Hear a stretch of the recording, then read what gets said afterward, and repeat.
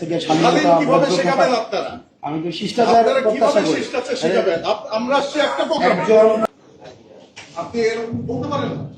আগে শেখ হাসিনা এইভাবে কথা বলতো। শেখ হাসিনা সবচেয়ে বড় ইলেকশন ছিল বিএনপির এগেন্স্টে কথা বলতো।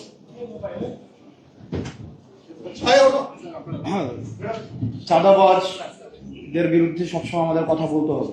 যারা চাঁদাবাজ, যারা মামলাবাজ, আমাকে একটু কথা বলতে যতই ইয়াহু, আমাকে একটু কথা বলতে বিশেষ করে এটা তো শালীনতা হইল না। আমরা তো আপনাদের কাছ থেকে শালীনতা কিভাবে শেখাবেন আপনারা? আমি তো শিষ্টাচার প্রত্যাশা করি। আমরা আসছে একটা প্রোগ্রাম একজন কথা বললে আপনি বিএনপির এগেন্স্টে কথা বলতে পারেন না। একজন কথা বললে আমরা এটা জানি না যে এখানে এইভাবে কথাবার্তা বলা এটা মিনিমাম যদি আপনার আমরা তো জানি না এখানে এই ফোরামে এই কথা বলা একজন কথা বললে আরেকজন কথা বলতে হয় না। এই ভদ্রতাটাই আপনারা বলাই যাবে না এখানে। এই ভদ্রতাটাই আপনারা এখানে আমরা জানতাম না আমাদের কেন ইনভাইট করা হচ্ছে? আমি জানতে চাই।